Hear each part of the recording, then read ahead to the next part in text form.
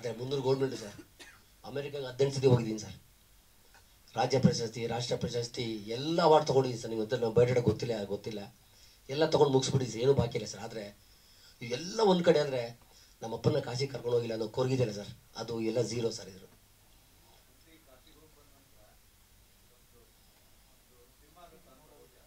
ಇಲ್ಲ ಸರ್, ನನಗದು ಗೊತ್ತಿಲ್ಲ.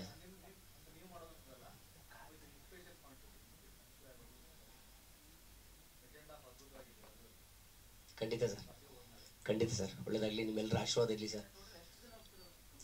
108 ಜನಕ್ಕೆ ಟಿಕೆಟ್ ಬುಕ್ ಆಗಿದೆ. ಅದು ಇವತ್ತು ಕನ್ಫರ್ಮ್ ಆಗಿದ್ದು 88 ಜನ ಕನ್ಫರ್ಮೇಷನ್ ಕೊಟ್ಟಿದ್ದಾರೆ. ಸೊ ಅವರೆಲ್ಲ ಬರ್ತಾ ಇದ್ದಾರೆ. ಅವ್ರು ಯಾವ ಥರ ಬರಬೇಕು, ಏನು ಬರಬೇಕು, ಅವರ ಊರಿನ ಬರೋಕ್ಕೆ ದುಡ್ಡು ಹಾಕಿ ಅಲ್ಲೇ ಕರೆಸ್ತಾ ಇದ್ದೀನಿ. ಅವ್ರು 1 ರೂಪಾಯಿ ಖರ್ಚಿರಲ್ಲ ಸರ್. ಫುಲ್ಲು ಜವಾಬ್ದಾರಿ, ಫುಲ್ ನಮ್ಮ ತಂದೆ ಹೋದ ಎಷ್ಟು ಖುಷಿಯಿಂದ ಕಳಿಸ್ತೀನಿ, ಅದಕ್ಕಿಂತ ಜಾಸ್ತಿ ಖುಷಿಯಿಂದ ಕಳಿಸ್ತಾ ಇದ್ದೀನಿ. ಅವ್ರೇನೋ ಬರೀ ಒಂದು ಸೂಟ್ ಕೇಸ್ ಹಾಕೊಂಡ್ಬರ್ಬೇಕು ಅಷ್ಟೇ. ಅವ್ರೇನು ಟ್ಯಾಬ್ಲೆಟ್ಸ್ ತರಬೇಕು, ತರ್ಬೋದು ಅಷ್ಟೇ.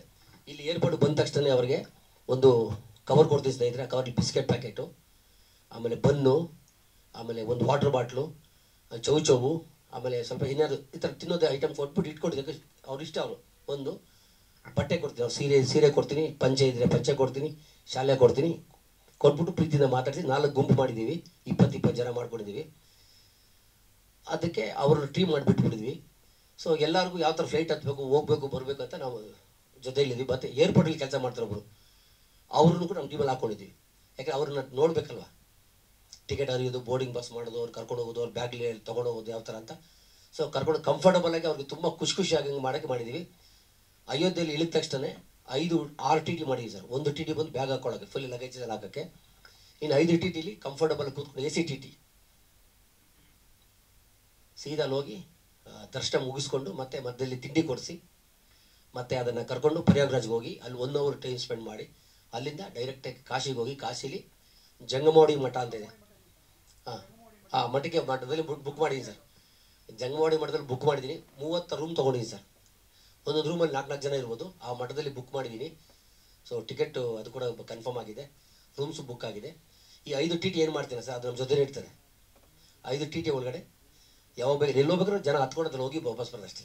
ಆಮೇಲೆ ಕಾಶಿ ದರ್ಶನ ಮಾಡಿಸ್ತೀವಿ, ವಿಶ್ವನಾಥನ ದರ್ಶನ ಆಗುತ್ತೆ.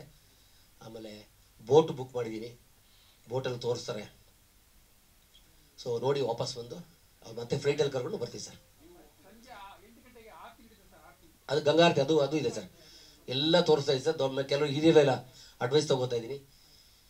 ಸೊ ನಾನು ಅವಾಗಲೇ ಹೇಳಿದ್ದೀನಿ, ಅವಾಗ ಜನಾರ್ದನ್ ಅವ್ರ ಅವರು ಕಾಶಿಗೆರೆ ಭಕ್ತರವರು, ನನಗೆ ಇನ್ಕಮ್ ಟ್ಯಾಕ್ಸ್ ಆಫೀಸರ್ ಆಗಿದ್ರು ಅವರು, ಆ ಕಮಿಷನರು, ಅವ್ರ ಕುಟುಂಬಕ್ಕೆ ಒಳ್ಳೆಯದಾಗಲಿ. ಅವರ ಮಾರ್ಗದರ್ಶನ ತುಂಬ ಇಂಪಾರ್ಟೆಂಟು. ನಿಮ್ಮೆಲ್ಲರ ಆಶೀರ್ವಾದ ಅವ್ರ ಕುಟುಂಬದ ಮೇಲೆ ಇರಲಿ ಅಂತ ಕೇಳ್ಕೊತೀನಿ. ಯಾಕಂದರೆ ಕಾಶಿ ನಮಗೆ ಒಬ್ಬರಿಬ್ಬರು ಹೋಗ್ಬರೋಕ್ಕೆ ಕಷ್ಟ, ಅಂಥದ್ರಲ್ಲಿ ದರ್ಶನಕ್ಕೆ ವ್ಯವಸ್ಥೆ ಮಾಡಿ, ನಮಗೆ ಗಾಡಿ ವ್ಯವಸ್ಥೆ ಮಾಡಿ, ಹೋಗೋಕ್ಕೆ ಬರೋಕ್ಕೆ ಹೆಂಗಿರಬೇಕು, ಏನು ಮಾಡಬೇಕು ಅಂತ ತಿಳಿಸ್ಕೊಟ್ಟಂಥ ಜನಾರ್ದನ್ ಸರ್, ಇನ್ಕಮ್ ಟ್ಯಾಕ್ಸ್ ಕಮಿಷನರ್ಗೆ ನಿಮ್ಮೆಲ್ಲರ ಮುಖ ನಾನು ಅವ್ರಿಗೆ ಧನ್ಯವಾದ ಹೇಳ್ತೀನಿ. ಯಾಕಂದ್ರೆ ನನಗೆ ಫಸ್ಟ್ ಟೈಮ್ ಹೋಗ್ತಾರೆ ನಾವು ಕೂಡ. ನಾನು ನಿಜವಾಗ್ಲೂ ಸ್ನೇಹಿತರೆ, ನೀವೆಲ್ಲ ಕ್ಯಾಮ್ರಾ ತೊಗೊಂಬೋದು ತುಂಬ ಖುಷಿ ಆಗುತ್ತೆ. ಯಾಕಂದರೆ ಅವರೆಲ್ಲ ಹೊಸಬ್ರು, ಅವ್ರಿಗೆ ಇವಾಗ ನಂಬ್ತಾ ಇಲ್ಲ ಅವರು. ಆಮೇಲೆ ಕೆಲವರು ಕ್ವಶನ್ ಮಾಡ್ತಾರೆ, ಏನಕ್ಕೆ ನೀವು ಇಷ್ಟೆಲ್ಲ ಖರ್ಚು ಮಾಡಿ ಯಾಕೆ ಮಾಡ್ತೀರಾ ಅಂತ. ಅವ್ರಿಗೆ ಹೇಳಿದೆ, ಅವ್ರು ಹಿಂದೆಲ್ಲ ಕೇಳಿದ್ರೆ, ರವಿ ಸರ್ ನೀವು MLA ಕಂಟೆಕ್ಟ್ ಮಾಡ್ತೀರಾ ಅಂತ. ಸ್ನೇಹಿತರೆ, ನಿಮ್ಗೆ ಗೊತ್ತಿಲ್ಲ ಸ್ನೇಹಿತರೆ, ನಾನು 35 ವರ್ಷದಿಂದ ನಾನು ರಾಜ್ಯ ಪ್ರಶಸ್ತಿ ತೊಗೊಂಡಿದ್ದೀನಿ, ರಾಷ್ಟ್ರ ಪ್ರಶಸ್ತಿ ತೊಗೊಂಡಿದ್ದೀನಿ, ಇಡೀ ವಿಶ್ವನ ಸುತ್ತಿ ಬಂದುಬಿಟ್ಟಿದ್ದೀನಿ. ಆಲ್ಮೋಸ್ಟ್ ಎಲ್ಲ ಸ್ಟಾರ್ಸ್ಗೂ ನಾನೇ ಕೋಚ್ ಮಾಡಿದೆ. ಪುನೀತ್ ರಾಜ್ಕುಮಾರ್ ಅವರು ನನ್ನ ಜಿಮ್ನ ಮೊದಲನೇ ವಿದ್ಯಾರ್ಥಿ. ರಾಕೆ ವೆಂಕಟೇಶ್ವರ ಆಗ್ಬೋದು, ಜಗ್ಗೇಶ್ ಸರ್ ಆಗ್ಬೋದು. ನಾನು ನಮ್ಮ ರವೀಶ್ ಜಿಮ್ ತಪ್ಪು ಮಾಡಿ 35 ವರ್ಷ ಆಗಿದೆ ಗುರುಗಳೇ. 1,80,000 ಜನ ವಿದ್ಯಾರ್ಥಿಗಳಿದ್ದಾರೆ. ನಾನು ಇಟ್ಟಿದ್ದೆಲ್ಲ ಒಂದು ಬಸ್ ಸ್ಟಾಪಲ್ಲಿ ನನ್ನ ಹೆಸರಿದೆ, ರವಿ ಜಿಮ್ ಬಸ್ ಸ್ಟಾಪ್ ಅಂತ.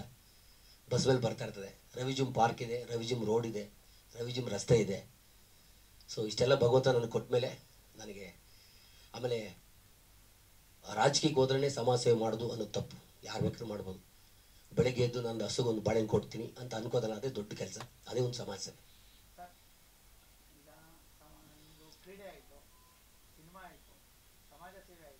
ನನ್ನ ಬಡತನ ಇಲ್ಲ ಅಂತಂದಿದ್ರೆ ನಾನು ಇವೆಲ್ಲ ಮಾಡ್ತಾ ಇಲ್ಲ ಸ್ನೇಹಿತರೆ. ನನಗೆ ದುಡ್ಡು ಜಾಸ್ತಿ ಬಂದ್ಬಿಟ್ರೆ ನಾನು ನಿಲ್ಲಿಸ್ಬಿಡ್ತೀನಿ ಮಾಡೋದು. ಸೊ ನಾನು ಹೆಮ್ಮೆಯಿಂದ ಹೇಳ್ಕೊತೀನಿ, ನಾನು ಬಡವನಾಗಿ ಹುಟ್ಟಿದ್ದು ನನಗೆ ತುಂಬ ಖುಷಿ ಆಗುತ್ತೆ. ಬಡವನಾಗಿ ಬದುಕೋಕ್ಕೆ ಖುಷಿ ಆಗುತ್ತೆ. ನಾನು ಬಡವ ಅಂತ ಹೇಳ್ಕೊಳ್ಳೋಕ್ಕೆ ತುಂಬ ಹೆಮ್ಮೆಯಿಂದ ಖುಷಿಯಿಂದ ಪಡ್ತೀನಿ ಸ್ನೇಹಿತರೆ. ಪಡೆದಂದ್ರೆ ಇನ್ನೂ ಬೇಕಾದಷ್ಟು ಕಷ್ಟ ಅಂತಲ್ಲ ಇದೆ. ಬಟ್ ಆದ್ರೂ ನನಗೆ ಪ್ರೌಡ್ಲಿ ಸೇ ನಾನು ಬಡವ ಅಂತ ಹೇಳ್ಕೊಳ್ಳೋಕೆ ತುಂಬ ಖುಷಿ ಆಗ್ತದೆ. ಎಲ್ಲ ಡಿಸ್ಟಿಕ್ ಅವರಿಲ್ಲ, ಫಸ್ಟ್ 5 ಡಿಸ್ಟಿಕ್ ಅಂತ ಸೆಲೆಕ್ಟ್ ಮಾಡಿದೆ. ಅದು ಹೋಗ್ತಾ ಹೋಗ್ತಾ ಏನಾಯಿತು, 100-300 ಜನ ಆದರು, 400 ಜನ ಆದರು. ಸೊ ಅದಕ್ಕೆ ಏನು ಮಾಡಿದೆ, ನಾನು ಬಡವ ಸಾಗಲ್ಲ, ಅದಕ್ಕೆ ಕಟ್ ಮಾಡಿ ಎಲ್ಲ ಮಾಡಿ ಸೆಕೆಂಡ್ ಬ್ಯಾಚ್ ಮಾಡೋದನ್ನ ಪ್ಲ್ಯಾನ್ ಮಾಡ್ತಾಯಿದ್ದೀನಿ. ಈಗ ಶಿವಮೊಗ್ಗದಿಂದ ಒಂದು ಫ್ಯಾಮಿಲಿ ಬರ್ತಾರೆ, ಹಾಸನ, ಮಡಿಕೇರಿ, ಮಂಡ್ಯ ಡಿಸ್ಟಿಕ್ಕಿಂದ ಬರ್ತಾರೆ, KR ಪೇಟೆ, ಕೊಳ್ಳೇಗಾಲ, ಕೋಲಾರ, ಹೊಸಕೋಟೆ, ಮುಳಬಾಗಿಲು. ಸೊ ಆಮೇಲೆ ಇನ್ನೊಂದು ಧಾರವಾಡದಿಂದ ಬರ್ತಾಯಿದ್ದಾರೆ, ದಾವಣಗೆರೆಯಿಂದ ಬರ್ತಾಯಿದ್ದಾರೆ, ಹುಡುಕೊಪ್ಪ ಅಂತ ಶಿವಮೊಗ್ಗ ಹತ್ರ ತೀರ್ಥಹಳ್ಳಿ ಒಬ್ರು ಇದೆ, ಅಲ್ಲಿ ಅವರು ಬರ್ತಾಯಿದ್ದಾರೆ.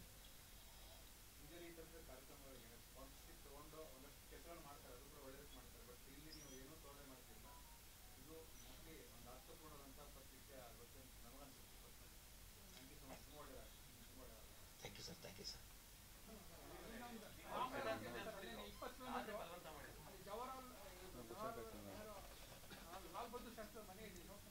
ಖಂಡಿತ ಸರ್, ಖಂಡಿತ ಖಂಡಿತ ಸರ್, ಖಂಡಿತ ಸರ್. ಯಾರು ನೀವು ಅಡ್ವೈಸ್ ಕೊಟ್ಟರೆ ಅದನ್ನು ಮಾಡೋಕ್ಕೆ ರೆಡಿ ಆಗ್ತೀವಿ ಸರ್. ಇಲ್ಲ ಸರ್, ಸ್ವಲ್ಪ ಸಾಲ ಮಾಡಬೇಕು ಅಂತ ಇದ್ದೆ ಸರ್, ಸಾಲ ಮಾಡಬೇಕಾಗುತ್ತೆ ಸರ್. ಹೇಳಿದೆ ಸರ್, ಜನಾರ್ದನ್ ಸರ್ ಅಂತೇಳಿ ಇನ್ಕಮ್ ಟ್ಯಾಕ್ಸ್ ಕಮಿಷನರ್, ನನಗೆ ಆತ್ಮೀಯ ಸ್ನೇಹಿತರು, 20 ವರ್ಷದ ನಾವು ಫ್ಯಾಮಿಲಿ ಫ್ರೆಂಡ್ಸು. ಅವ್ರು ಹಿಂಗೆ ನಿಮ್ಮ ಥರನೇ ನೊಂದ್ಕೊಂಡು ಸರ್ ನನಗೆ ಬೆನ್ನೆಲುಬಾಗಿ ನಿಂತು ನನಗೆ ಆಶೀರ್ವಾದ ಮಾಡಿ ಸಹಾಯ ಮಾಡಿ, ಅವ್ರ ಕುಟುಂಬ ದೊಡ್ಡಬಳ್ಳಾಪುರದಲ್ಲಿ ಬಾಲಕೃಷ್ಣಪ್ಪ ಅಂತಿದ್ದಾರೆ, ಅವರೆಲ್ಲ ಒಂದು ಕುಟುಂಬದವರು, ರವಿಯವರೇ ಮಾಡಿ ನುಗ್ಗಿ ನಾವು ಇದ್ದೀವಿ ನಿಮ್ಮ ಜೊತೆ ಅಂತೇಳಿ ಧೈರ್ಯ ಹೇಳ್ತಾರೆ ಸರ್. ಇಷ್ಟೇ ಸ್ನೇಹಿತರೆ, ನನಗೆ ಇವತ್ತು ಹೇಗೆ ಖುಷಿ ಆಗುತ್ತೆ ಅಂದರೆ, ನಮ್ಮಪ್ಪನ ಆಸೆನ ಇವತ್ತು ನೆರವೇರಿಸೋಣ ಅಂತ. ಇದೆಲ್ಲ ಆದಮೇಲೆ ನನ್ನ ಮನೆ ಕಾಯ್ತಾ ಇದ್ದಾರೆ, ಒಂದು ದಿವಸ ಬರ್ತ್ಡೇ ಮಾಡ್ಕೊಳ್ಳಿ ನೀವು ಅಂತ. ಎಲ್ಲರೂ ಇದ್ದಾರೆ ಸರ್, ಎಲ್ಲ 60 ವರ್ಷ, 70 ವರ್ಷ, 75 ವರ್ಷ, 74 ವರ್ಷ, 65 ವರ್ಷ, 50 ವರ್ಷ ಮೇಲೆ ಎಲ್ಲರಿಗೂ ಸರ್ ಹೆಲ್ತಿ ಆಗಿರಬೇಕು. ನಾನು ವಾಟ್ಸಪ್ಪಲ್ಲಿ ಒಂದು ಮೆಸೇಜ್ ಹಾಕಿದ್ದೆ ಸರ್, ಅದ್ರ ಮುಖಾಂತರ ಎಲ್ಲರೂ ಯಾರು ಇಷ್ಟ ಇದ್ರು ಎಲ್ಲ ಕಳಿಸ್ಕೊಡ್ತಾ ಇದ್ರು. ನಾನು ಸೆಲೆಕ್ಟ್ ಮಾಡ್ಕೊತಾ ಇದ್ದೆ, ನಾನು ಯಾರು ಇಟ್ಕೋತ, ನಾನು ಸಡನ್ನಾಗಿ ಅವ್ರ ಮನೆಗೆ ಹೋಗ್ತಾ ಇದ್ದೆ. ನೀವು ಟೈಮ್ ಕೊಟ್ಟು ಒಂದು ವಿಡಿಯೋ ತೋರಿಸ್ತೀವಿ,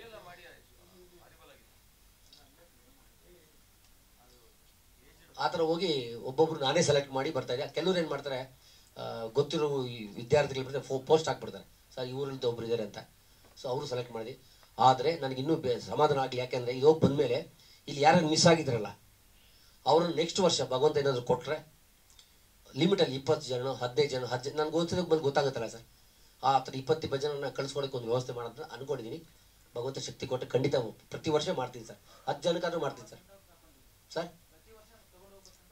ಸಂಕಲ್ಪ ಮಾಡಿದ್ರೆ ಮತ್ತೆ ದುಡ್ಡು ಹಾಕಬೇಕು, ಕಷ್ಟ ಆಗುತ್ತೆ ಸರ್. ಹಂಗಾಗಿ ಖಂಡಿತ ಮಾಡ್ತೀನಿ ಸರ್, ಸಂಕಲ್ಪನೆ ಇದೆ, ಮಾಡ್ತೀನಿ.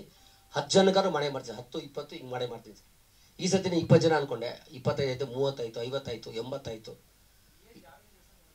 ಸರ್. ಯಾರು ಬೇಕಾದ್ರೆ ಬರ್ಬೋದು. ಆದರೆ ನಾನು ಹೇಳೋದಿಷ್ಟೇ, ಯಾರಿಗೆ ತುಂಬ ಅಸಹಾಯಕ ಪರಿಸ್ಥಿತಿ ಇರ್ತೀರ, ಯಾರು ಬಡವರಾಗಿರ್ತೀರ, ಯಾರು ಹಿರಿಯ ನಾಗರಿಕರಾಗಿರ್ತೀರ, ಸುಮ್ಮನೆ ಫ್ರೀ ಅಂತ ಬರಬೇಡಿ. ಯಾರು ಕಾಶಿ ವಿಶ್ವನಾಥನ ಬಗ್ಗೆ ತುಂಬ ನಂಬಿಕೆ ಇಟ್ಕೊಂಡಿರ್ತೀರ,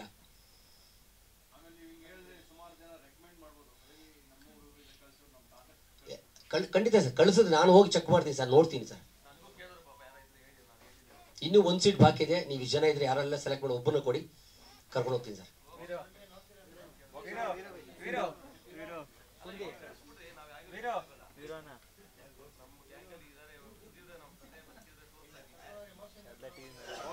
ಒಂದು ಪ್ರಮೇಯ, ನನಗೆ ಈ ಒಂದು ಬಡತನ ಇಲ್ಲ ಅಂತ ಅಂದಿದ್ರೆ ನಾನು ಮೋಸ್ಟ್ಲಿ ಇದೆಲ್ಲ ಸಾಧನೆ ಮಾಡೋಕೆ ಆಗ್ತಾ ಇಲ್ಲ ಅಂತ ಅನಿಸುತ್ತೆ.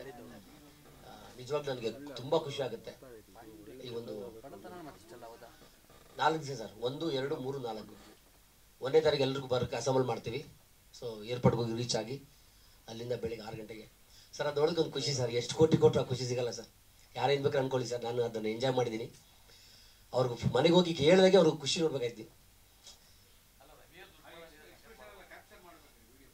ಬೇಡ ಸರ್, ಪಬ್ಲಿಸಿಟಿ ಇದೆ ಬೇಡ ಅಂತ ಕೂತಿದ್ದೆ. ಅದು ಮಾಡಿ ಕೆಲವ್ರು ಮಾಡಿದ್ದೀನಿ ಸರ್, ಕೆಲವ್ರು ಮಾಡಿದ್ದೀನಿ. ಒಂದು ವಿಡಿಯೋಗೆ ಸುಮಾರು ಇದ್ದಾವೆ ಮಾಡ್ಕೊಂಡಿದ್ದೀನಿ. ತಾವ್ಯಾರು ದಯವಿಟ್ಟು ಬೇಕಾದರೆ 2ನೇ ತಾರೀಕು ನೀವು ರಾತ್ರಿ 2 ಗಂಟೆಗೆ ಬೇಕಾದ್ರೆ 6 ಗಂಟೆ ಫ್ಲೈಟ್ ಇರುತ್ತೆ, ನಾವು ಒಳಗಡೆ ಹೋಗ್ಬೇಕಲ್ಲ ಸರ್. ಸೊ 2 o'clock ಎಲ್ಲ ಅಸೆಂಬಲ್ ಆಗ್ತಾರೆ ಏರ್ಪೋರ್ಟ್ ಹತ್ರ. ದಯವಿಟ್ಟು ಬಂದು ಯಾರು ಬೇಕಾದ್ರೆ ಇಂಟ್ರೂ ಮಾಡ್ಬೋದು. ನಿಮ್ಗೆ ಇಷ್ಟ ಇದ್ದರೆ ಮಾಡಿ ದಯವಿಟ್ಟು ಪ್ಲೀಸ್. ಇದೇನಂದ್ರೆ 4 ಜನಕ್ಕೆ ಒಂದು ಹೆಲ್ಪ್ ಆಗಲಿ ಅಂತ ಅಷ್ಟೇ, ಇನ್ನೇನಿಲ್ಲ. ನಾನು ಇವತ್ತೇ ಫಸ್ಟ್ ಟೈಮ್ ಇವತ್ತ ಕೇಳ್ತೀರಾ ಸರ್?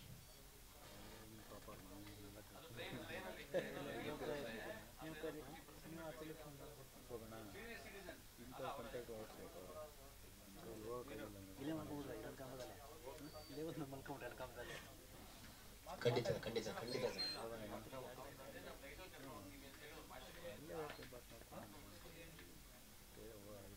ಮತ್ತೊಮ್ಮೆ ಎಲ್ಲರೂ ಮನವಿ ಮಾಡ್ಕೊಂಡು ದಯವಿಟ್ಟು ಜನಾರ್ದನ್ ಫ್ಯಾಮಿಲಿಗೆ ಅವ್ರಿಗೊಂದು ಒಳ್ಳೇದಾಗಲಿ ಅಂತ ಅದನ್ನ ಮೆನ್ಷನ್ ಮಾಡಿ ದಯವಿಟ್ಟು ಪ್ಲೀಸ್. ಯಾಕಂದ್ರೆ ನನಗೆ ಧೈರ್ಯ ತುಂಬಿಟ್ರು, ದುಡ್ಡು ಸಾಕಾಗಲ್ಲ ಅದಿಲ್ಲ ಇದು ಅಂದಾಗ ಪಾಪ ಧೈರ್ಯ ತುಂಬಿ ರವಿವಾರ ನುಗ್ಗಿ ಅಂತ ಯಾರು ವ್ಯಕ್ತಿ ಏಕೈಕ ವ್ಯಕ್ತಿ ಅವರು.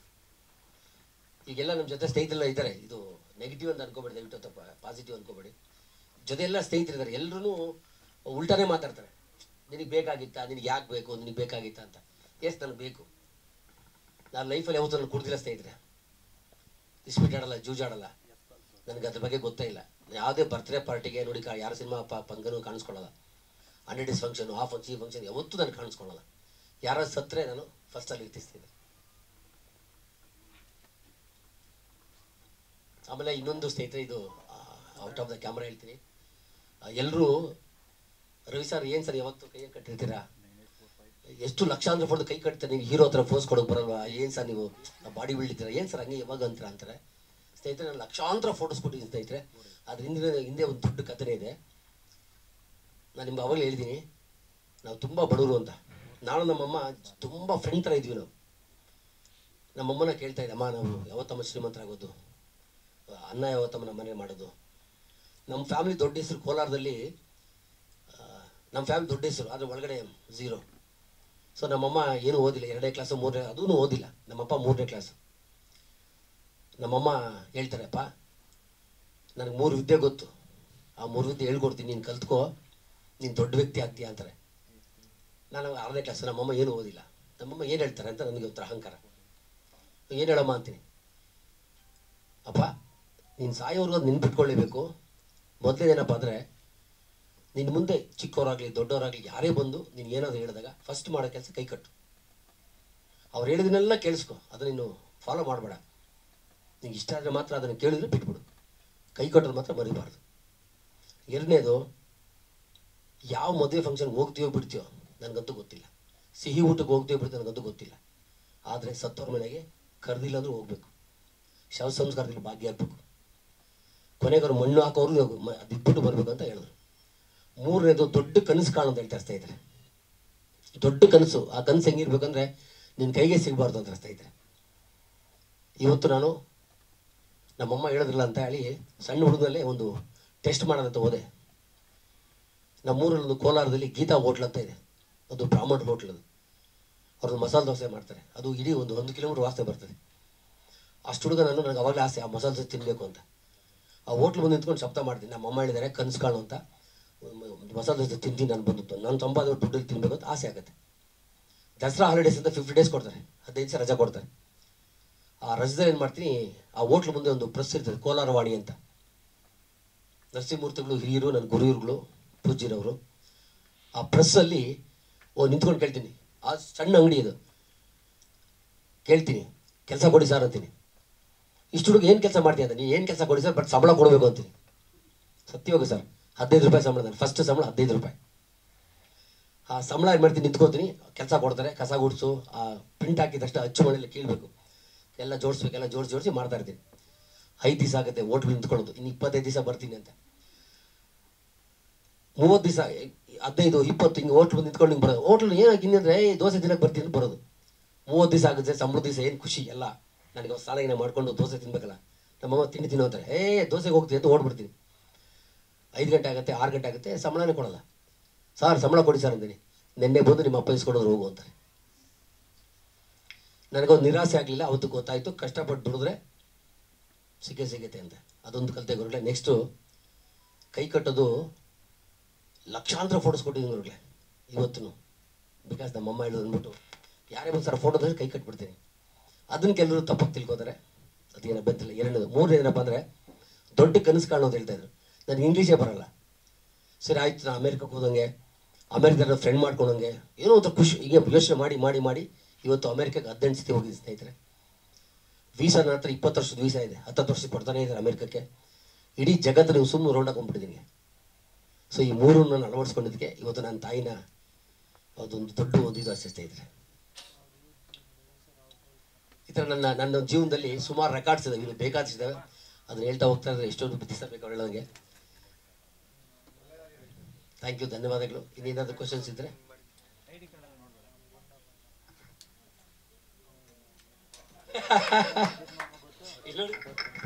ನಮ್ಮ ಆಫೀಸ್ಗೆ 4 ದಿವಸದಿಂದ ಬಂದಿದ್ರು ಸರ್. 6:15 ಮಾತಾಡಕ್ಕೆ ಶುರು ಮಾಡಿದ್ವಿ. 10:00 ಪಾಪ ಎದ್ದೋದ್ರು. ಆ ಥರದ್ದೆಲ್ಲ ಒಂದಷ್ಟು ಪಾಪ ಅಲ್ಲೊಂದು ಘಟನೆ ನಡೀತು ಸರ್. ಪಾಪ ನಮ್ಮ ಮನೆಗೆ ಬಂದಿದ್ದಾರೆ ಕರೆಕ್ಟಾಗಿ. ನಾನು ಇಲ್ಲಿಂದ ಹೊರಟೆ, ಇಲ್ಲ ರೇಣುಕಾಂಬ ಇದ್ದೆ. ಅಣ್ಣ ಬಂದ್ಬಿಡ್ತೀನಿ, ಗಾಂಧಿನಗರದಲ್ಲಿದ್ದೀನಿ ಅಂತಂದ್ರು. ಇಲ್ಲ ಸರ್ 6 ಗಂಟೆಗೆ ನಾನು ಯಾರಿಗೋ ಬರಕ್ಕೆ ಹೇಳ್ಬಿಟ್ಟಿದ್ದೀನಿ, ನಮ್ಮ ಆಫೀಸಿಗೆ ಬನ್ನಿ ಅಂತಂದೆ. ಬಂದರು ಪಾಪ. ಬೇಡ ಬೇಡ ಬೇಡ. ಸೊ ಬಂದರು. ಬಂದಾಗ ಚೇತ ಕೂತ್ಕೊಳ್ಳಿ. ಬಂದ್ರು. ಆಮೇಲೆ ಇದನ್ನ ಹೇಳಕ್ ಶುರು ಮಾಡಿದ್ರು ಕತೆನ. ವಾಸು ಸರ್ ಕತೆ ಹೇಳಕ್ ಶುರು ಮಾಡಿದ್ರು. ಬಹಳ ಇಂಟ್ರೆಸ್ಟ್ ಆಗಿದೆಯಲ್ಲ ಇದು, ಹೌದಾ ಅಂತೆಲ್ಲ ಅನ್ಕೊಂಡು ನಾನು ಒಂದಷ್ಟು ವಿಡಿಯೋಸ್ ಎಲ್ಲ ತೋರಿಸಿದ್ರು. 1.25 ಗಂಟೆ ಆಯ್ತು. ಆಮೇಲೆ ಕಾಫಿ ತರಕ್ಕೆ ಅಂದ್ಬಿಟ್ಟು ವಾಸನ ಕೆಳಗಡೆ ಕಳಿಸ್ದೆ. ಏನ್ ಬೇಕು ಅಂದ್ರೆ ಕಾಫಿ ಬೇಕು ಬಿಸಿದು ಅಂತಂದ್ರು. ತಗೊಂಬ ಅಂತಂದೆ. ಅಷ್ಟೊಂದು ಫೋನ್ ಬಂತು ಅವ್ರಿಗೆ. ಆಯ್ತಾ, ಸ್ವಾಮಿ ಹೇಳಿ ಸ್ವಾಮಿ ಅಂತಂದ್ರು. ಸರಿ ಏನ್ ರವಿ ಅಂತಂದೆ. ಅಣ್ಣ ಇಲ್ಲೇ ಗಾಂಧಿ ಬಜಾರ್ಗೆ ಹೋಗಿ ಬಂದ್ಬಿಡ್ತೀನಿ, ತಿರುಪತಿಲಿ ಶ್ರೀನಿವಾಸನ್ ಪೂಜೆ ಮಾಡ್ತಾರಲ್ಲ, ಅವ್ರು ಬಂದಿಯಾರು ಹುಡ್ಕೊಂಡು ನನ್ನ ಒಂದು 10 ನಿಮಿಷ ಬಂದ್ಬಿಡ್ತೀನಿ, ಆಮೇಲೆ ಕಾಫಿ ಕೊಡ್ತೀನಿ ಅಂದ್ರು. ವಾಪಸ್ ನಾನು ಫೋನ್ ಮಾಡಿ ವಾಸು ಹೇಳ್ತಾರೆ ಬೇಡ ಕಾಫಿನ, ಒಂದು 10 ನಿಮಿಷ ಬರ್ತಾರೆ ಅಂತ ಅಂದ್ಬಿಟ್ಟು. ಆಮೇಲೆ ತಿರ್ಗಾ ವಾಪಸ್ಸು 1/4 ಗಂಟೆ ಬಿಟ್ಟು ಬಂದು ತಿರ್ಗಾ ಕತೆ ಶುರು ಮಾಡಿದ್ರು. ಬರ್ತಾ ಒಂದು ದೊಡ್ಡ ಬ್ಯಾಗ್ ಹೊತ್ಕೊಂಡ್ಬಂದ್ರು ಸರ್. ದೊಡ್ಡ ಬ್ಯಾಗು, ದೊಡ್ಡ ಬ್ಯಾಗ್ ಹೊತ್ಕೊಂಡ್ಬಂದ್ರಿಗೆ ಒಳಗಡೆ ಬರ್ತಿರಂಗೆ ನಮ್ಮ ಆಫೀಸಲ್ಲಿ ಗಮ್ಮಂತಿತ್ತು ವಾಸ್ತೆ. ಅವರು ತಿಮ್ಮಪ್ಪಂಗೆ ಪೂಜೆ ಮಾಡ್ತಾರಂತೆ, ಇವರು ಸ್ನೇಹಿತರು. ಅದ್ರದ್ದೊಂದು ಕತೆ ಹೇಳಿದ್ರು. ನಾನು ಬೆಚ್ಚ ಬಿದ್ದೋಗ್ಬಿಟ್ಟೆ ಅವ್ರು ಹೇಳಿದ ಕತೆ ನೋಡಿದ್ರೆ.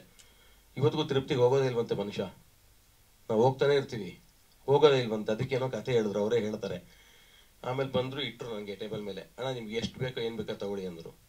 ಏನು ರವಿ ಅಂತಂದೆ. ಪ್ರಸಾದ ಏನು ದಪ್ಪ ಲಾಡು, ಒಳಗಡೆ ನೈವೇದ್ಯ ಆಗಿದ್ದ ಪ್ರಸಾದ, ವಡೆ ಗಿಡೆ ಎಲ್ಲ ತೊಗೊಂಬಂದು ಕೊಟ್ರು ಪಾಪ. ಅಂದ್ರೆ ಅವ್ರನ್ನ ಹುಡ್ಕೊಂಡು ಆ ಸ್ವಾಮೀಜಿ ಇನ್ನೆಲ್ಲೋ ಹೋಗಿದ್ದಾರೆ. ಇವ್ರು ಅಲ್ಲಿಲ್ಲ ಅಂತ ಅಂದ್ಬಿಟ್ಟು ಗಾಂಧಿ ಬಜಾರ್ಗೆ ಬಂದಿದ್ದಾರೆ. ಅಲ್ಲಿ ಪಾಪ ಮಿಸ್ ಆಗ್ಬಿಟ್ಟು ಎಲ್ಲ ಮುಂದ್ಗಡೆ ಎಲ್ಲ ಹೊರಟೋಗ್ಯಾರೆ. ನೀವು ಅಲ್ಲೇ ನಾನು ಹೇಳಿದೆ ರಾಮಕೃಷ್ಣ ಆಶ್ರಮನ ಮುಂದೆ ನಿಂತ್ಕೊಳಕ್ ಹೇಳಿ. ನಮ್ದು ಸ್ವಾರ್ಥ ಇತ್ತು, ಸ್ವಾಮಿ ಪೂಜೆ ಮಾಡ್ತಾರಲ್ಲ ಇಲ್ಲಿಗೆ ನಮ್ಮ ಆಫೀಸ್ಗೆ ಬರಕ್ಕೆ ಹೇಳ್ಬಿಟ್ಟು ನಮಗೂ ಒಂಚೂರು ನೋಡಿದೆ. ಅದು ಪಾಪ ಆಗ್ಲಿಲ್ಲ ಅದು. ಆಮೇಲೆ ವಾಪಸ್ಸು ಬಂದ್ರು. ಎಲ್ಲ ಇಟ್ಟಾದ್ಮೇಲೆ ತಿರ್ಗಾ ವಾಪಸ್ ಅವ್ರು ಫೋನ್ ಮಾಡಿದ್ರು ಇವ್ರಿಗೆ. ಮಾಡಿದಾಗ ಇಲ್ಲ ನಾನು ನಮ್ಮ PO ವೆಂಕಟೇಶ್ ಅವ್ರ ಮೇಲೆ ಹೇಳಿದ್ನಲ್ಲ ಸರ್, ನಾನು ಕಾಶಿದು ಸಂಬಂಧಪಟ್ಟಿದ್ದು ಅವ್ರ ಮೇಲೆ ಇದ್ದೀನಿ ಅಂತ ಅಂದ್ಬಿಟ್ಟು ಪಾಪ ನನಗೆ ಫೋನ್ ಕೊಟ್ಟರು. ನಾನು ಫೋನಲ್ಲಿ ವಿಶ್ ಮಾಡಿದೆ ಅವ್ರಿಗೆ. ಶ್ರೀನಿವಾಸ ಅಂತಂದ್ರು. ಸರ್ ಪ್ರಸಾದ ಎಲ್ಲ ಬಂತು ಅಂತೆಲ್ಲ ಹೇಳಿದೆ. ನೆಕ್ಸ್ಟ್ ಟೈಮ್ ಬಂದಾಗ ಬನ್ನಿ ನಮ್ಮ ಮನೆಗೆ ಅಂತ ಹೇಳಿದೆ. ಹ್ಞೂ ಅಂತ ಹೇಳಿದ್ದಾರೆ. ಇಷ್ಟೆಲ್ಲ ಪಾಪ ಅದಕ್ಕೆ ಯಾತಕ್ಕೆ ಹೇಳಕ್ ಬಂದೆ ಅಂದ್ರೆ, ಅದಕ್ಕೆ ಸ್ಫೂರ್ತಿ ನಮ್ಮ KS ವಾಸು ಹಿರಿಯ ಪತ್ರಕರ್ತರು. ಯಾಕೆಂದ್ರೆ ಇವ್ರ ಹತ್ರಕ್ಕೆ ಹೋಗಿಲ್ಲ ಅಂತಂದ್ರೆ ಈ ಲಿಂಕ್ ನಮಗೆ ಸಿಗ್ತಿರ್ಲಿಲ್ಲ. ಈ ಲಿಂಕ್ ಸಿಕ್ಕಿಲ್ಲ ಅಂತ ಈ ಪತ್ರಿಕಾಗೋಷ್ಠಿನೇ ಆಗ್ತಿರ್ಲಿಲ್ಲ. ಅವ್ರ ಪಾಪ ತುಂಬಾ ನಾಚಿಕೆ ಪಟ್ರು. ಸರ್ ನಾನೇ ಹೋಗಿ ಕೇಳೋದು, ಪ್ರೆಸ್ ಮೀಟ್ ಎಲ್ಲ ಮಾಡೋದು ಚೆನ್ನಾಗಿರಲ್ಲ ಸರ್, ನಾನು ಸಿನಿಮಾ ಆದ್ರೆ ಓಕೆ ನಾನು ಕರಿತೀನಿ ಅಂತೇಳಿ. ಬೇಡ ಸರ್ ನಾನು ನಮ್ಮ ಸಂಸ್ಥೆನ ಕರಿತೀನಿ ಅಂತ ಹೇಳ್ಬಿಟ್ಟು ಕರೆದೀನಿ. ಒಳ್ಳೆ ಕಾರ್ಯಕ್ರಮ ಮಾಡಕ್ಕೆ ಹೊರಟಿದ್ದಾರೆ. ತುಂಬಾ ವಿಸ್ತಾರವಾಗಿ ಮಾತಾಡಿದ್ರು. ಚೇತು ನೀವು ಜಗಣ ಲೇಟಾಗಿ ಬಂದ್ರಿ, ಅದ್ಭುತವಾದ ಒಂದು ಎಮೋಷನಲ್ ಇರೋಂಥ ಒಂದು ಕಾರ್ಯಕ್ರಮ ಮಾಡ್ತಿದ್ದಾರೆ. ಅವ್ರಿಗೆಲ್ಲ ನಿಮ್ದು ಆಶೀರ್ವಾದ ಕೊಡಿ ಅಂತ ಕೇಳ್ಕೊಳ್ತಾ, ನನ್ನ ಪರ್ಸ್ನಲ್ ಆಗಿ ನಾನು ಕರೆದಿರೋದ್ರಿಂದ ನಮ್ಮ ಸಂಸ್ಥೆ ಮುಖಾಂತರ ಒಂದು ಪರ್ಸ್ನಲ್ ಆಗಿ ಕೇಳ್ಕೊಳ್ತಾ ಇದೀನಿ. ಬೇಕಾಷ್ಟು ಜನಕ್ಕೆ ಪ್ರಚಾರ ಬೇಕಾಷ್ಟು ಕೊಟ್ಟಿದ್ರಿ. ನಾವು ಕರೆಯೋ ಎಲ್ಲ ಒಳ್ಳೆ ಮತ್ತು ಬೇಡದಿರೋ ಪತ್ರಿಕೆಗೋಷ್ಠಿಗೆಲ್ಲಾನು ಬಂದು ಪ್ರಚಾರ ಕೊಟ್ಟಿದ್ರಿ. ಪಾಪ ರವಿಗೆ ಯಾತಕ್ಕೆ ಅಂತಂದ್ರೆ, ನಾನು ಅವ್ರು ಬೇಡ ಅಂತಂದಾಗ ಇಲ್ಲ ಸರ್ ನೀವು ಮಾಡಿ ಪ್ರೆಸ್ ಮೀಟ್, ಯಾಕೆ ಅಂತಂದ್ರೆ ಅಟ್ಲೀಸ್ಟ್ 4 ಜನಕ್ಕೆ ಹೆಲ್ಪ್ ಆಗುತ್ತೆ, ಒಂದು ಸ್ಫೂರ್ತಿ ಆಗತ್ತೆ ನಿಮ್ಮಿಂದ ಯುವಕರಿಗೆ ಅಂತೆಲ್ಲ ಹೇಳಿದೆ. ಹೌದು ಗೊತ್ತಿರೋಂಗೆ ಇಂಡಿಯಾದಲ್ಲೇ ಹೆಚ್ಚು ಕಮ್ಮಿ ಫಸ್ಟ್ ಟೈಮ್ ಮಾಡ್ತಿರೋದು. ಅಂದ್ರೆ ಸ್ಪಾನ್ಸರ್ಸ್ ಎಲ್ಲೂ ಇಲ್ದಂಗೆ, ದುಡ್ಡು ಯಾರತ್ರನು ಇಸ್ಕೊಳ್ದಂಗೆ, ಬೇರೆ ಯಾರತ್ರನು ಪಾಂಪ್ಲೆಟ್ ಅಲ್ಲಿ ಕೆಳಗಡೆಗೆ ವಾಟ್ಸಪ್ ನಂಬರ್ ಅಥವಾ ಗೂಗಲ್ ಪೇ ನಂಬರ್ ಯಾವುದು ಹಾಕ್ದಂಗೆ, ಇದೇ ತರ ಅವ್ರ ತಾಯಿ ಹೇಳಿದ ಪಾಲಿಸ್ಕೊಂಡು ಕೈ ಕಟ್ಕೊಂಡು ಅವ್ರ ಪಡೆದು ಅವ್ರು ಮಾಡ್ಕೊಂಡು ಹೋಗ್ತಾ ಇದಾರೆ. ಒಬ್ಬ ಇನ್ಕಮ್ ಟ್ಯಾಕ್ಸ್ ಆಫೀಸರ್ ಆದವರು ಬೇಜಾನ್ ದುಡ್ಡು ಮಾಡ್ಬೋದಾಗಿತ್ತು, ಸಖತ್ತಾಗಿ ದುಡ್ಡು ಮಾಡ್ಬೋದಾಗಿತ್ತು. ಅವರು ಹಂಗ್ ಲೆಕ್ಕ ಹಾಕೊಂಡ್ರೆ ಮಾಡಿದ್ದಾರೆ, ಬೇಕಾದಷ್ಟು ಮಾಡಿದ್ದಾರೆ, ಬೇಜಾನ್ ಮಾಡಿದ್ದಾರೆ. ನಮ್ಗೆ ಅದೇ ನಾನು ಇಂಟ್ರೊಡ್ಯೂಸ್ ಮಾಡ್ಬೇಕಾಗಿ ಹೇಳಿದೆ, ಪುರುಷೋತ್ತಮ ಅಂತ ಒಂದು ಒಳ್ಳೆ ಸಿನಿಮಾ ಮಾಡಿದ್ದಾರೆ. ಅಷ್ಟು ನಮಗೆ ನಮ್ಮ ಚಿಕ್ಕಪ್ಪನ ಕಾಲದಿಂದ ಪರಿಚಯ ಇದ್ರು ಕೂಡ ಪಾಪ ನನಗೆ ಅವ್ರ ಕೆಲಸ ಕೊಡಲಿಲ್ಲ. ಹೆಂಗೋ ವಾಪಸ್ ಕೆಲಸ ನನಗೆ ಬಂತು, ಜಾಹೀರಾತು ಮುಖಾಂತರ ವಾಪಸ್ ನನಗೆ ಹೆಂಗೋ ಸೇರ್ಪಡೆ ಆಗುವಂಥದ್ದು ಬಂತು. ಹಾಗಾಗಿ ಎಲ್ಲ ಮಾಧ್ಯಮದ ಸ್ನೇಹಿತರು ರವಿ ಅಂತ ಅವ್ರಿಗೆ ಒಂಚೂರು ಉತ್ತೇಜನ ಕೊಟ್ಟು ಇಂಥ ಒಂದು ದೇವತಾ ಕಾರ್ಯಕ್ರಮ ಮಾಡ್ಬೇಕಾರೆ ಸ್ವಲ್ಪ ಎಂಕರೇಜ್ ಮಾಡ್ತು ಅಂದರೆ ಇನ್ನೊಂದಷ್ಟು ಜನಕ್ಕೆ ಕಾಶಿ ಯಾತ್ರೆನೋ ಅಥವಾ ಅವ್ರು ಹೇಳ್ದಂಗೆ ನೆಕ್ಸ್ಟ್ ಉಡುಪಿ ಕೃಷ್ಣನ್ ದರ್ಶನನೋ ಅಥವಾ ತಿಮ್ಮಪ್ಪನ ದರ್ಶನನೋ ಮಾಡೋಕ್ಕೆ ಅನುಕೂಲ ಆಗತ್ತೆ ಅಂತ ಹೇಳ್ತಾ ಇನ್ನೊಂದು ಪ್ರೆಸ್ ಮೀಟ್ ಇದೆ. ತಿರುಪ್ತಿದ ಮಾತ್ರ ಒಂದು ಅದ್ಭುತವಾದ ಕತೆ ಹೇಳಿದ್ರು, ಮೈ ಜುಮ್ಮಂದೋಯ್ತು ನನಗೆ. ವಾಸು ಸರ್ ಇಲ್ಲೇ ಇದ್ದಾರೆ. ಅದೇ ನಮ್ಮ ತಾಯಿ ಹೇಳ್ದಂಗೆ ಶವ ಸಂಸ್ಕಾರ ಮಾಡು ಅಂತ ಹೇಳ್ಕೊಟ್ರಲ್ಲ, ಇವತ್ತು ಸಾವಿರಾರು ಶವ ಸಂಸ್ಕಾರ ಉಚಿತವಾಗಿ ಮಾಡಿದ್ದೀನಿ. ನನಗೆ ಫೋನ್ಸ್ ಬರ್ತಾ ಇರ್ತದೆ. ಸೊ ಹೋಗಿ ನಾನೇ ಒಂದು ಬ್ರಾಹ್ಮಣರನ್ನಿಟ್ಟು ಸಣ್ಣದಾಗಿ ಪೂಜೆ ಮಾಡಿ ಒಂದು ಶವ ಸಂಸ್ಕಾರ ಮಾಡೋದು ನನ್ನ ಇದು ಆದ್ಯ ಕರ್ತವ್ಯ ಮಾಡ್ತಾಯಿದ್ದೀನಿ. ಪುನೀತ್ ಸರ್ ಸತ್ತಾಗಾಗ್ಬೋದು, ಡಾಕ್ಟರ್ ರಾಜ್ಕುಮಾರ್ ಸತ್ತಾಗಾಗ್ಬೋದು, ವಿಷ್ಣು ಸರ್ ಸತ್ತಾಗಾಗ್ಬೋದು, ಮೊನ್ನೆ ನಮ್ಮ ಆ್ಯಂಕರ್ ಅಪರ್ಣ ಮೇಡಮ್ ಆಗ್ಬೋದು. ಈ ಥರ ಅವರು ಸಿನಿಮಾ ಸ್ಟಾರ್ಸ್ ಅಂತೆಲ್ಲ ಎಲ್ಲ ಯಾರು ಸತ್ರು ನಾನು ಫಸ್ಟ್ ಇರ್ತೀನಿ. ನನ್ನ ಆದ್ಯ ಕರ್ತವ್ಯ ನನಗೆ ಕೂಡ ಅಷ್ಟೇ ಸರ್. ಎಷ್ಟು ಅಂತ ಕೌಂಟ್ ಮಾಡಿಲ್ಲ, ಬಟ್ ಸಾವಿರಾರು ಆಗಿದೆ ಸರ್. ನಾನು ಬುದ್ಧಿ ಬಂದಾಗೇನೆ ಮಾಡ್ತಾನೆ ಇದ್ದೀನಿ. ಹಳ್ಳಿಗೆ ಹೋಗ್ತೀನಿ, ಆಕ್ಸಿಡೆಂಟ್ ಆಗಿರ್ತದೆ, ಅನಾಥ ಶವ ಯಾರ್ದು ಇರ್ತದೆ, ಯಾರು ಕರೀಲೇಬೇಕಾಗಿಲ್ಲ ಸರ್. ನಾನು ಹೋದ್ರೆ ಮಾತ್ರ ನಾನೇ ಮಾಡಬೇಕು, ನನ್ನ ಕೈ ಕಟ್ಟಿಂದ ನಿಂತ್ಕೊಳ್ಳಲ್ಲ ಸರ್. ಇದೊಂದು 25 ವರ್ಷದಿಂದ ಮಾಡ್ತಾಯಿದ್ದೀನಿ ಸರ್. 25-30 ವರ್ಷದಿಂದ ಅನಾಥ ಶವ ಸಂಸ್ಕಾರ ನಾನೇ ಮಾಡ್ತಾಯಿದ್ದೀನಿ. ನಮ್ಮ ತಾಯಿ ಹೇಳಿದಕ್ಕೆ ಮಾಡ್ತೀನಿ ಸರ್. ನನ್ನ ಬಡತನ ಸರ್, ನನ್ನ ಬಡತನ ಹೆಂಗೆ ಮೇಲೆ ಬರಬೇಕು. ಆಮೇಲೆ ಸರ್, ಯಾರು ಭಯ ಭಕ್ತಿ ಇರ್ತದೆ ಅವ್ರಿಗೆ ಮುಕ್ತಿ ಸಿಗ್ತದೆ, ಯಾರು ಭಯ ಭಕ್ತಿ ಇಲ್ಲ ಅವ್ರಿಗೆ ಮಣ್ಣು ಮುಕ್ತಿ ಅಂತ ನನ್ನ ತಾಯಿ ಹೇಳಿದಂಥ ಒಂದು ವೇದವಾಕ್ಯನ ಯಾವಾಗೋ ಪಾಲಿಸ್ತೀನಿ. ಯಾರನ್ನ ಸತ್ತೋಗಿರಲಿ ಸರ್, ನನಗೆ ಬೇಕಾಗಿಲ್ಲ, ಫಸ್ಟ್ ಇರ್ತೀನಿ ಸರ್ ಅಲ್ಲಿ. ಅಂದರೆ ನನಗೆ 10 ಜನ ಗೊತ್ತಿಲ್ಲ, ಇರ್ತೀನಿ. ಆಮೇಲೆ ಶವ ಸಂಸ್ಕಾರ ನಾನೇ ಮಾಡಿ, ನಾನೇ ಬೆಂಕಿ ಹಾಕಿ ಅಥವಾ ನಾನೇ ಮಣ್ಣಿಗೆ ಹಾಕಿ ಬಂದು 1 ನಿಮಿಷ ತಿರುಗಿದ ತಕ್ಷಣ ಎಲ್ಲ ಮರ್ತೋಗ್ತೀನಿ ಸರ್. ಹೌದು ಸರ್, ಕರೋನಾ ತೀರ್ಥ ಕೆಲಸ ಮಾಡ್ತಾಯಿದ್ದೆ ಸರ್. ಹೌದು ಸರ್, ನನ್ನ ತಂದೆ ಯಾವಾಗ ಹೇಳೋರು, ಏನೇ ಕಷ್ಟ ಬಂದಾಗ ನಮ್ಮ ಅಪ್ಪನ ಜಗಳ ಮಾಡಿದಾಗ ತಡ್ಕೊಳ್ಳೋ ಗುರುವಿದ್ದಾನೆ, ನಾನು ತಡ್ಕೊಳ್ಳೋ ಗುರು ಇದೆ, ನೀನು ಒಳ್ಳೇದು ಮಾಡ್ತಾನೆ. ನಾನು ಯಾವ ಸೀಮೆ ಗುರು ಅನ್ನಪ್ಪ, ನನಗೆ ಇಲ್ಲಿ ಫೀಸ್ ಕಟ್ಟಕ್ಕೆ ಕಾಸಿಲ್ಲ, ಸ್ಕೂಲ್ ಯೂನಿಫಾರ್ಮ್ ಇಲ್ಲ, ಬರೆಯೋಕ್ಕೆ ಪೆನ್ ಇಲ್ಲ, ಪೆನ್ಸಿಲ್ ಇಲ್ಲ ಅಂತ ಜಗಳ ಮಾಡಿದಾಗ ಗುರು ಬರ್ತಾನೆ ಇರೋ ಅಂತ ಹೇಳೋರು. ಆ ಗುರು ಯಾವ ಮುಖಾಂತರ ಬಂದ ಗೊತ್ತಿಲ್ಲ. ಇವತ್ತು ಭಗವಂತ ನನ್ನೆಲ್ಲ ಲೈಫ್ ಸೆಟ್ಲ್ ಆಗಿದ್ದೀನಿ ಅನ್ನೋದಕ್ಕೆ ಇದೇ ಸಾಕ್ಷಿ ಐತೆ ಸರ್. 1ನೇ ತಾರೀಕು ರಾತ್ರಿ ಇಲ್ಲಿಂದ ಹೊರಡ್ತೀವಿ ಸರ್. 108 ಜನ ಸರ್, 108 ಜನ ಅಂದ್ಕೊಂಡ್ವಿ, ಅದು 101 ಜನ ಆಗಿದ್ದಾರೆ. 80 ಜನ ಟಿಕೆಟ್ ಫಿಕ್ಸ್ ಆಗಿದೆ ಇವತ್ತು. 80 ಜನ ಆಗಿದೆ ಸರ್. 1ನೇ ತಾರೀಕು ಹೋಗ್ತೀವಿ ಸರ್. 1ನೇ ತಾರೀಕು ಇಲ್ಲಿಂದ ಬಿಡ್ತೀವಿ ಸರ್. 6 ಗಂಟೆ ಫಸ್ಟ್ ಫ್ಲೈಟು, ಡೈರೆಕ್ಟಾಗಿ ಅಯೋಧ್ಯೆ ಹೋಗ್ತೀವಿ ಸರ್. ಪ್ರಭು ಶ್ರೀರಾಮನ ದರ್ಶನ ಮಾಡಿಕೊಂಡು ಅಲ್ಲಿಂದ ತಿಂಡಿ ಕೊಡಿಸಿ ಪ್ರಯಾಗ್ರಾಜ್ ಹೋಗ್ತೀವಿ ಸರ್. 5 TT ಮಾಡಿದ್ದೀವಿ ಸರ್. 1 TTಲಿ ಎಲ್ಲ ಬಟ್ಟೆ ಇದು ಲಗೇಜಲ್ಲಿ ಹಾಕ್ತೀವಿ. 4 TTಲಿ 25 ಜನ ಕೂತ್ಕೋತೀವಿ ಸರ್. ಪ್ರಯಾಗ್ರಾಜ್ ಹೋಗ್ತೀವಿ. ಅಲ್ಲಿಂದ 1 ಅವರ್ ಅಲ್ಲಿ ಟೈಮ್ ಸ್ಪೆಂಡ್ ಮಾಡಿ ಅಲ್ಲಿ ಊಟ ಗೀಟ ಕೊಡಿಸಿ ಅಲ್ಲಿಂದ ಕಾಶಿಗೆ ಹೋಗ್ತೀವಿ, ವಾರಣಾಸಿಗೆ ಹೋಗ್ತೀವಿ ಸರ್. ವಾರಣಾಸಿಲಿ ಜಂಗಮವಾಡಿ ಮಠ ಅಂತಿದೆ ಸರ್, ಅಲ್ಲಿ ರೂಮ್ಸ್ ತೊಗೊಂಡಿದ್ದೀವಿ ಸರ್. ಎಲ್ಲ AC ರೂಮ್ ಮಾಡಿದ್ದೀವಿ ಸರ್. ಎಲ್ಲ ಅಲ್ಲಿ ಉಳ್ಕೋತಾರೆ.